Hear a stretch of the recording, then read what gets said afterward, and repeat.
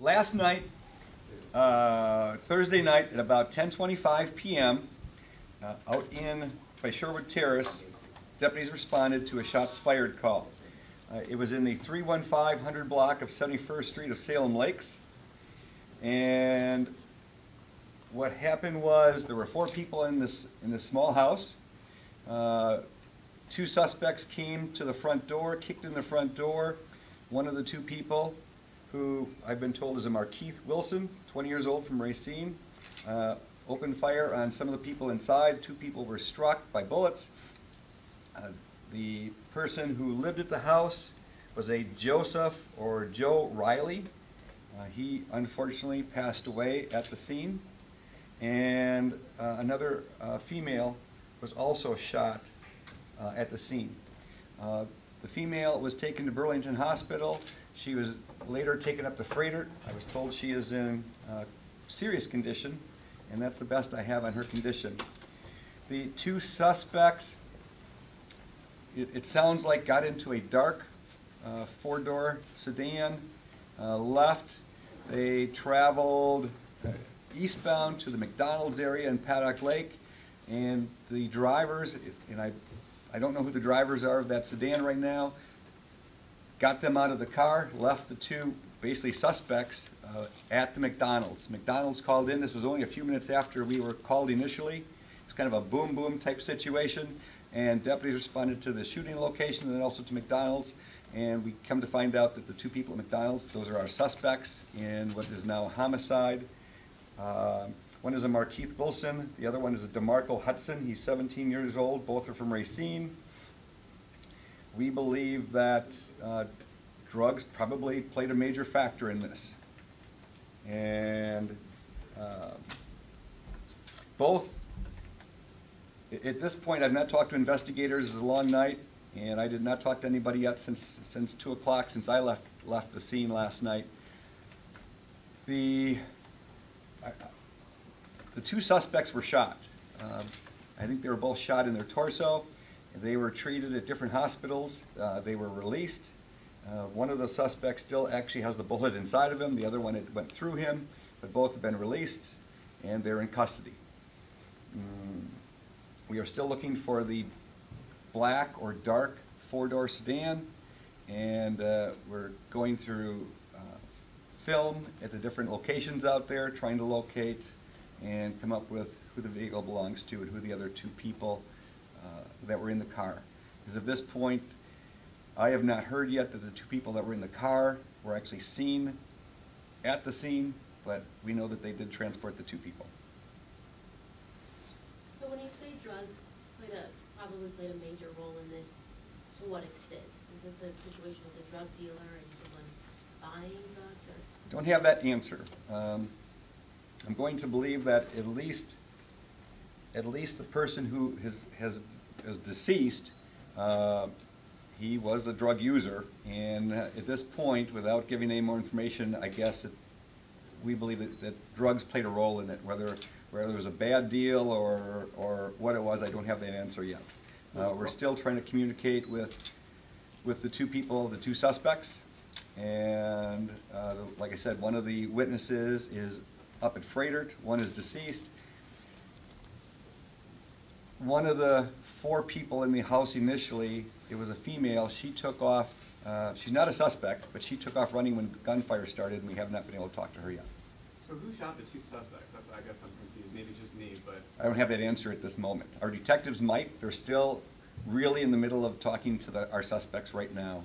They were just released from the hospital, some a few hours ago, some recently. I actually just saw one of the suspects still in the gown in the building. So they're here, but I don't know that they have all that information yet. So the 2 guys went to the home, the 4 people were at, they shot 2 people, 1 died, 1 was injured, and then the 2 guys drove to the BP McDonald's, and that's where they were found? They were in a car. They were driven, I believe, by possibly 2 other people, and they got out of the car. Whether the 2 people that were driving the car said get out or they voluntarily got out, I'm not exactly sure, but they were dropped off at the McDonald's, the BP station in Paddock Lake. You said there are 4 people in the home, the 2 victims, the woman who ran. What about the 4th person? Yes, I don't have his name, but there was a fourth person, a male. Were you able to speak with him, or? Detectives have been working on that one too. And then are the 1 to 2 people that were driving the car, are they considered suspects in the shooting of the suspect? I don't have that answer yet. Okay. Like I said, the detectives are actively talking to our suspects, and we're still trying to find the other people that were in the car. Jason?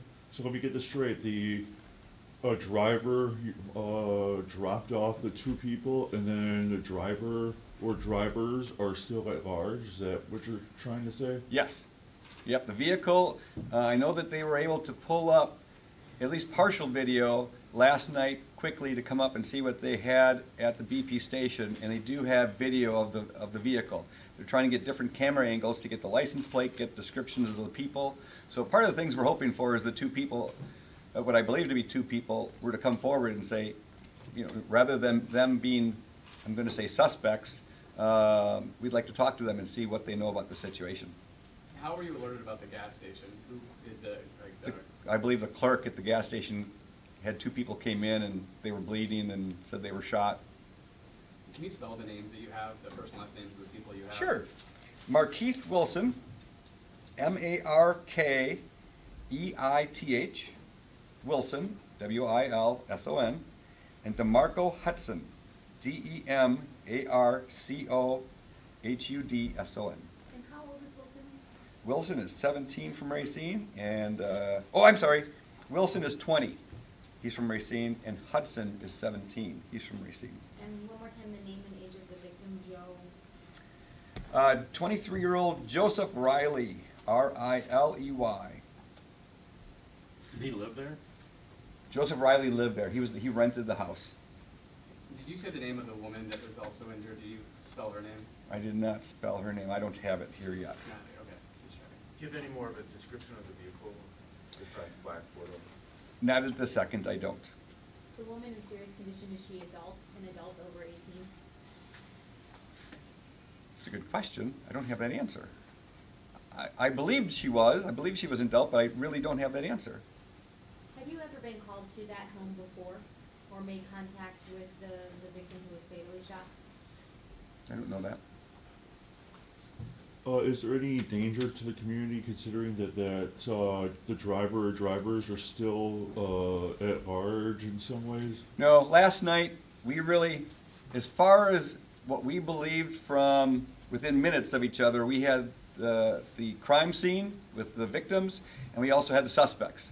So it happened within minutes that we arrived at one scene and arrived at the other. So we were very confident that all the parties that posed a threat to anybody were in custody. And this was a targeted situation. This wasn't a random act. This was, they knew where they were going. They knew, I believe they knew what their objective was. The general public was never at risk for this one. We had everybody, we had it all contained within a few minutes of each other. Could there have been a component of robbery? Was anything taken from the residents or by the suspects or by the people? I don't have that answer. Some of those details I'm sure we'll find out in the near future. If hopefully our suspects are cooperative, we can find out a few more answers. That's why we'd also like to talk to the people that were driving the car. Was there any drug manufacturing equipment found at the home where the shootings took place? I don't know what they actually found out there. I've not heard of anything about drug manufacturing. Any idea when Wilson and Hudson will make their first court hearings? I don't know if it'll be today or Monday. What time does it take if it is today? Is it 1 o'clock in the afternoon if it was today? 1 o'clock in the afternoon. I know that our suspects don't have clothes, so we'll have to find them clothes. Everything has been taken as evidence right now. Well, this has been a pleasure. Thank you very much. If you guys come up with something else, I'm happy to answer it. Sergeant Malecki, as soon as we get pictures, we will email them to each of you. And you're releasing any of that surveillance video? I don't. Or a still shot of the car? Well, I'll have to work on that one. Good question. Based on what I heard, what is that? It was near Louisa's, like, right? It's by Louisa's, yeah. Was it a staging area, or what was was that the place where everyone was going, authorities and such? Oh, last night there were a lot of squad cars by Luisa's. The location where this happened is really a small old subdivision with small, years ago they were just kind of summer cottages that were turned into houses that most people, they rent out now. And the roads are narrow. So the fire department, the rescue squads, the extra squad cars, Luisa's restaurant has a parking lot, so we just put a lot of the equipment right there, and that's the only reason Luisa's had a lot of equipment there last night. And we were hoping Paul would make pizzas for us, but he didn't. The two suspects came from Racine. Is this a trend you're seeing in your county of activity coming from a larger city into the rural parts of your county? Oh my goodness, we have a lot of visitors from to the south and from the north that come to Kenosha County. I don't know if they look at it as an easy target. I mean, not too long ago, a few months ago, we had the two people from Illinois that came up, did a armed robbery in Racine, and then came back south. So I don't know if those two people were shot by the resident there, and these two suspects were shot by the resident there. I don't know. I don't want to say I don't want to. I guess maybe I do want to scare people away. Don't come here and commit a crime. The people in our houses shoot people. So the suspects were shot by the people? I believe so. This is like the second time Racine County has been involved within the last couple of months. Do you feel that there's, do you feel that there's more of a concern between agencies and drugs, coming into this community in some ways? Drugs don't know any boundaries. We know that between Chicago and Milwaukee, it's a thoroughfare for drugs. It's probably one of the busiest thoroughfares. And I'm sure hundreds of millions of dollars of drugs travel up and down our interstates and our roads through Kenosha County between the two. So it's something we've always taken seriously. Our drug unit is very, very active. We work with other drug enforcement agencies around southeast Wisconsin, northern Illinois. We work with federal agencies and state agencies. It's an issue that it's not going to go away, and it's very, very difficult. And having high school age kids myself, it's something that I'm just terrified of. I'd love to say we're going to get a handle on it, but hopefully we can figure it out, but I know we won't. It's something we have to deal with. And do I think it's always been coming from other places.